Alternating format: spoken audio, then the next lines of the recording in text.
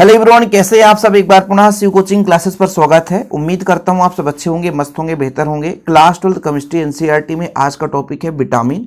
आपका चैप्टर 10 चल रहा है न्यू एनसीईआरटी के अकॉर्डिंग बच्चों, जिस चैप्टर का नाम है जैव अणु। आप किसी भी स्टेट बोर्ड से हैं, आप पढ़ सकते हैं। कुछ बच्चे हमेशा मैसेज करते हैं कि सर आप इस बोर्ड को पढ़ाइए, है ना, ये हमारे सिलेबस में है कि नहीं है, हम पढ़ाई करें कि नहीं करें। तो आप अपने सिलेबस को एक बार देख लो। हालांकि ये चैप्टर किसी भी बोर्ड से नहीं हटा है, इसलिए सबको ये चैप्टर जैव अणु वाला चैप्टर पढ़ना ही चाहिए। इसके पहले हमने इस चैप्टर का जो भी लेक्चर प्रोवाइड किया है वो आपको प्लेलिस्ट में मिल जाएगा। और आज की इस लेक्चर में आप लोग मुख्य रूप से ऑब्जेक्टिव तैयार करेंगे, क्योंकि यहाँ से ऑब्जेक्टिव भर भर के पूछा जाता है। पहला ही क्वेश्चन बनता है, विटामिन की खोज किसने की थी? तो फंक ने की थी। यहाँ पर देखिए, विटामिन किसे कहते हैं, विटामिन का वर्गीकरण। क्वेश्चन ऐसे ही पूछा जाता है, विटामिन किसे कहते हैं, विलेयता के आधार पर विटामिन के वर्गीकरण को समझाइए। देखिए, शरीर की कुछ प्रक्रियाओं के नियमन हेतु आवश्यक कार्बनिक यौगिक विटामिन कहलाते हैं, जो हमारे शरीर के लिए अत्यंत सूक्ष्म मात्रा में आवश्यक होते हैं, किंतु इनकी कमी होने से हमारे शरीर में रोग उत्पन्न हो जाता है। कुल मिलाकर के विटामिन भी एक जटिल कार्बनिक यौगिक है, जो मुख्य रूप से एमीन ग्रुप का होता है। ध्यान रखिएगा, क्योंकि बच्चों जो विटामिन होता है ना, इसकी दूसरी परिभाषा है सजीवों के शरीर में पाए जाने वाले एमीन्स को विटामिन कहते हैं, क्योंकि विटामिन जो है विटाल प्लस एमीन से मिलकर बना होता है। मतलब मुख्य रूप से एमीन का ये घटक है। तो जिस प्रकार से भी आपने प्रोटीन पढ़ा, एमिनो अम्ल पढ़ा, एंजाइम पढ़ा, इसके बाद आपने न्यूक्लिक अम्ल हमने पूरा आपको कंप्लीट कराया, सब में कहीं ना कहीं एक कार्बनिक यौगिक ही है। तो यहाँ पर भी विटामिन भी एक कार्बनिक यौगिक ही है। जैसे अभी हम आगे चलकर इसका सूत्र भी बताएंगे तो आप समझ जाओगे। तो हमारे शरीर में कुछ आवश्यक ऐसे कार्बनिक यौगिक जो अल्प मात्रा में आवश्यक होते हैं और शरीर की क्रियाओं का एक प्रकार से संचालन करते हैं, और इनकी कमी से हमारे शरीर में रोग उत्पन्न हो जाता है, जिसे हम कहते हैं विटामिन। ठीक बच्चों, एक जटिल कार्बनिक यौगिक है, ध्यान रखिएगा। इसमें भी कार्बन रहेगा, हाइड्रोजन रहेगा, ऑक्सीजन रहेगा, इसमें भी पाया जाता है, और हमारे शरीर में क्रियाओं को संचालित करने के लिए आवश्यक होता है। यदि इसकी कमी हो गई तो फिर हमारे शरीर में कई प्रकार के रोग उत्पन्न हो जाते हैं, इसे हम विटामिन कहते हैं। ठीक है, कई बुक्स में अलग अलग परिभाषा मिलता है, आपको परेशान नहीं होना है। आप इतना जरूर लिख दें कि ये ऐसे कार्बनिक यौगिक जो हमारे शरीर में अल्प मात्रा में आवश्यक होते हैं, किंतु इनकी कमी से हमारे शरीर में विशेष प्रकार के रोग उत्पन्न हो जाते हैं, जो मुख्य रूप से एमीन है, हम इसे विटामिन कहते हैं। ओके, इतना लिख सकते हैं बच्चों। विटामिन के वर्गीकरण के बारे में बात करें तो विटामिन को विलेयता के आधार पर या घुलनशीलता के आधार पर दो भागों में बांटा गया है। एक जल में विलेय विटामिन, दूसरा वसा में विलेय विटामिन। मतलब ऐसे विटामिन जो जल में विलेय होते हैं, जल में मिल जाते हैं, और ऐसे विटामिन जो वसा में मिल जाते हैं, ठीक है, उसे हम बोलेंगे बच्चों जल में विलेय विटामिन और वसा में विलेय विटामिन। यानी जो जल के साथ मिल जाते हैं, और जो भी विटामिन जल के साथ मिल जाते हैं वो हमारे शरीर में अत्यंत मात्रा में उत्सर्जित हो जाते हैं शरीर से। जैसे मूत्र के द्वारा ये विटामिन निकल जाते हैं, जैसे विटामिन बी हो गया, विटामिन सी हो गया, विटामिन एच हो गया। ये ऐसे विटामिन हैं जो जल में विलेय होते हैं, और यदि मानव शरीर से उत्सर्जन के बारे में बात करें तो सबसे ज्यादा विटामिन में से इन तीनों का उत्सर्जन होता है। इसीलिए इनका हम स्रोत का जो उपयोग है अत्यधिक मात्रा में करते हैं, कि भाई जैसे विटामिन बी, सी, एच कहाँ से मिलेगा। जैसे दूध का सेवन लोग कहते हैं कि हमेशा आप करिए, विटामिन बी मिलता है, और हमारे शरीर में विटामिन बी की कमी हमेशा बनी रहे। क्यों? क्योंकि ये जल में विलेय हो जाता है, और जल में विलेय होने के कारण मूत्र विसर्जन से इसका भी विसर्जन हो जाता है। ध्यान रखिएगा, ठीक। और जैसे आपका हो गया vitamin A, vitamin D, vitamin E, vitamin के, ये ऐसे विटामिन हैं जो वसा के साथ मिल जाते हैं। अब वसा मतलब तेलीय पदार्थ, जैसे आप घी खाते हैं, दूध में कुछ वसा बना रहता है बच्चों, ठीक है, जिससे घी बन जाता है। आप तेलीय पदार्थ खाते हैं, पकवान ज्यादा खाते हैं तेल से बना हुआ, तो ये जो हमारा विटामिन ए है, विटामिन डी है, विटामिन ई है, विटामिन के है, ये वसा में विलेय हो जाते हैं, इसलिए आसानी से ये विसर्जित नहीं होते हैं। मतलब शरीर से इनका उत्सर्जन उतना आसानी से नहीं होता है। तो हमें ज्यादा मात्रा में किस विटामिन की आवश्यकता होगी बताओ? जो जल में विलेय विटामिन होगा, जैसे vitamin B, vitamin C, vitamin H, ये जल में घुलनशील होते हैं, ये शरीर से उत्सर्जित हो जाते हैं, इसलिए ज्यादा मात्रा में विटामिन की इसकी आवश्यकता होती है। इसलिए कहते हैं भैया कि आप लोग सब्जी ज्यादा खाओ, लोग कहते हैं दाल का प्रयोग ज्यादा करो, ठीक है, अंडे, दूध, है ना, ज्यादा मात्रा में आप खा सकते हैं, ठीक है, चावल भी खाइए, इससे विटामिन जो आपका बी है ज्यादा मात्रा में प्राप्त होता है। विटामिन सी, जैसे आप नींबू, संतरा, जो खट्टापन होता है वहां से विटामिन सी मिलता है। नहीं बोलते हैं टमाटर की आप सलाद बनाकर खाओ। अक्सर कोई व्यक्ति बीमार होता है तो इन विटामिन की, मल्टी विटामिन जिसे कहते हैं, इन्हीं का मिश्रण दिया जाता है सिरप के रूप में, मल्टी विटामिन, क्योंकि इसकी कमी हमारे शरीर में बहुत ज्यादा हो जाती है, क्योंकि हमारे जल के साथ मिला रहता है।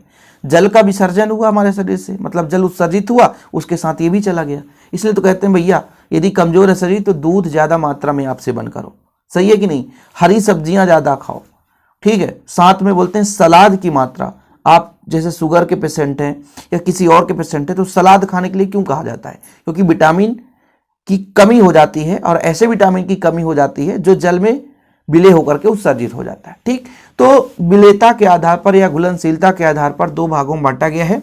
जल में विलेय विटामिन, जो जल में विलय हो जाता है, जल के साथ मिल जाता है, और वसा में विलेय विटामिन, जैसे आपका विटामिन ए, डी, ई और के। ऑब्जेक्टिव क्वेश्चन पूछा जाता है यहां से कि निम्न में से कौन सा जल में विलेय नहीं है, तो 3 दे देगा, बी, सी, एच, और बीच में दे देगा विटामिन ए। तो जो जल में विलेय नहीं है वो विटामिन ए हो जाएगा। या ऑप्शन में ऐसा दे देता है कौन सा विटामिन, निम्न में से कौन सा विटामिन वसा में विलेय नहीं है, तो फिर आपका 3 ऑप्शन यहां से दे देगा, 1 ऑप्शन यहां से दे देगा। तो ऐसे ऑब्जेक्टिव क्वेश्चन बनते हैं।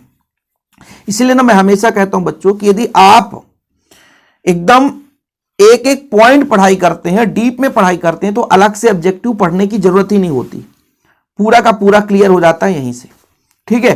तो आप लोग यहां से ऑब्जेक्टिव क्वेश्चन घुमा करके कोई भी पूछा जा सकता है। एक वाक्य में उत्तर दे देगा, जल में विलेय विटामिन का नाम लिखिए, तो vitamin B, vitamin C, vitamin H. वसा में विलेय विटामिन का नाम, तो vitamin A, vitamin D, vitamin E और विटामिन के। ये 4 विटामिन है वसा में विलेय, और जल में 3 विटामिन।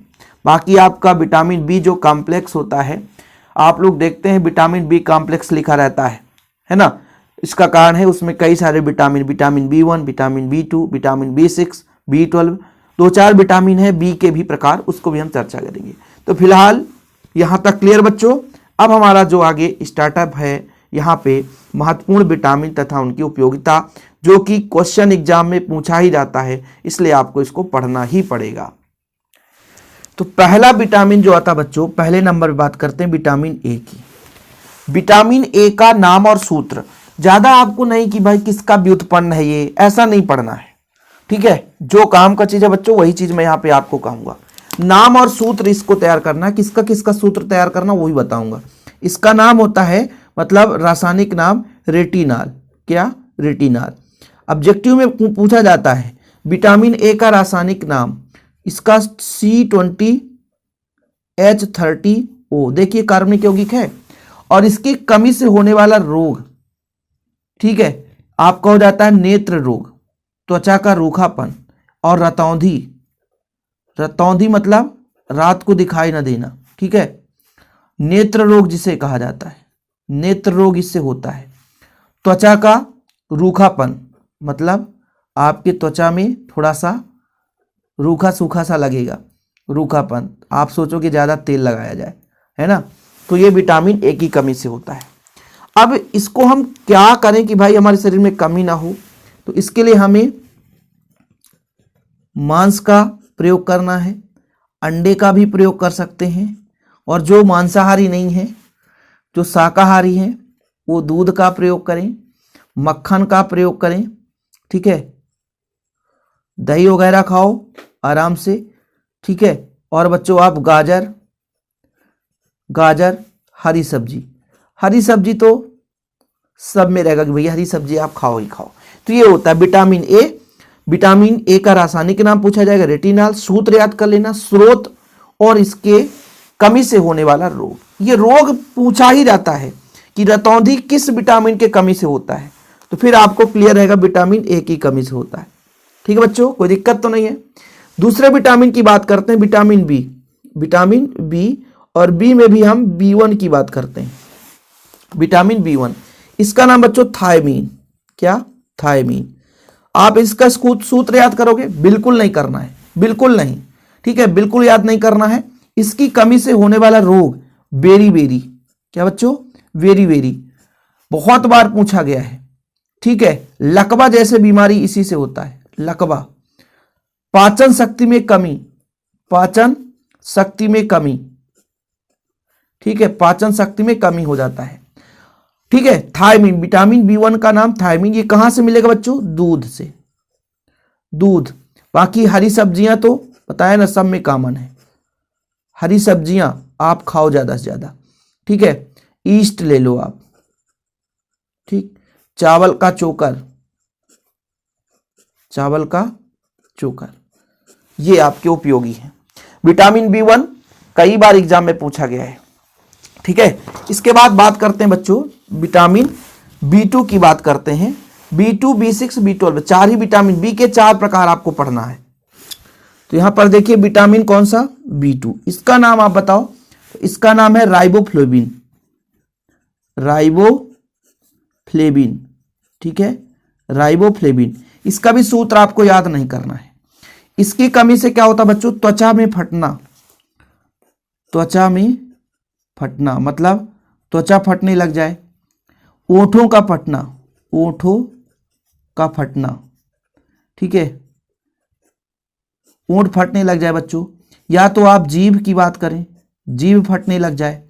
तो ये कमी आपको किसके कारण होता है? राइबोफ्लेविन, अर्थात मतलब ये जो रोग है ये विटामिन B2 की कमी से होता है।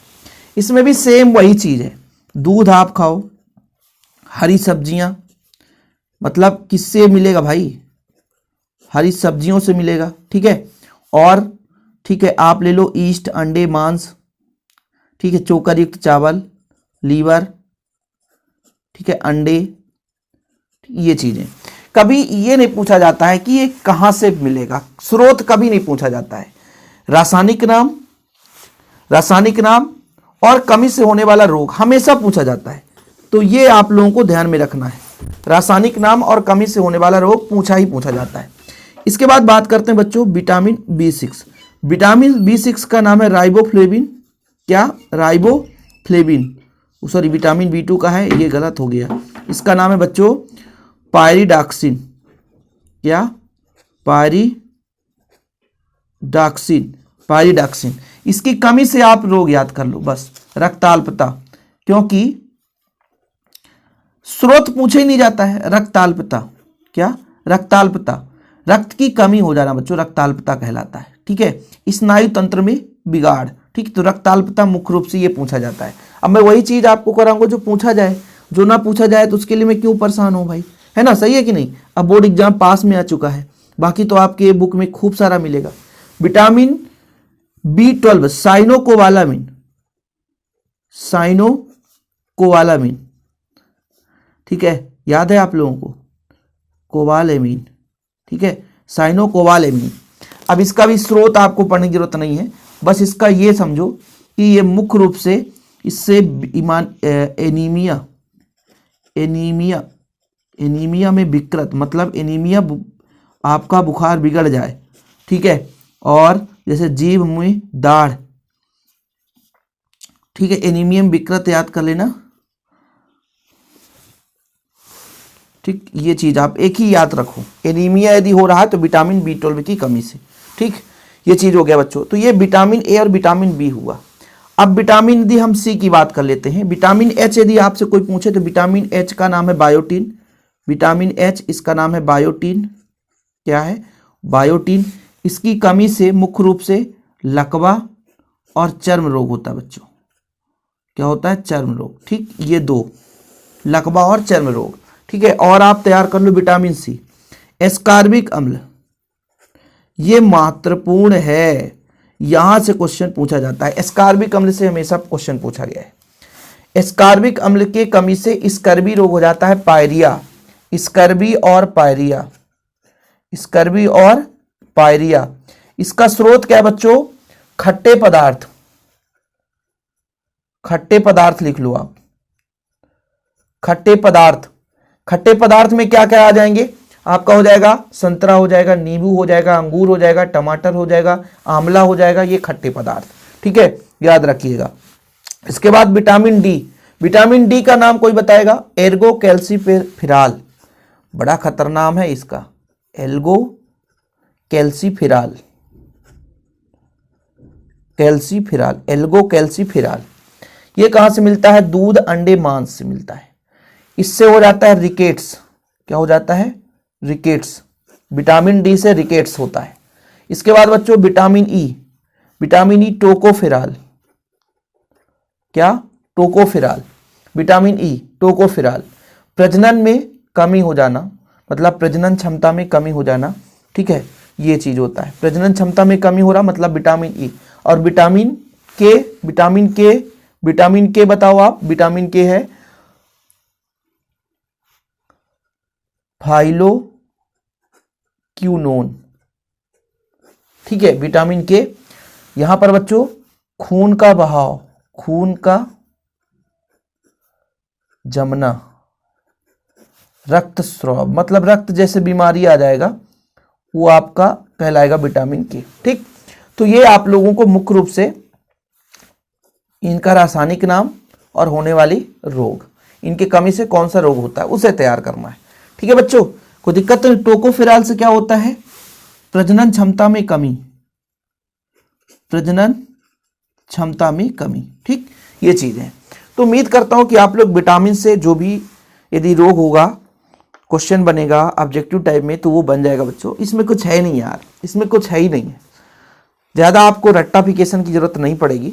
एक बार आप पूरे विटामिन का नाम है ना, और उसके कमी से होने वाले रोग, ये तैयार कर लेना। बाकी बच्चों आप लोगों को नोट्स तो प्रोवाइड किया ही जाता है, बहुत सारे बच्चे नोट्स ले भी चुके हैं।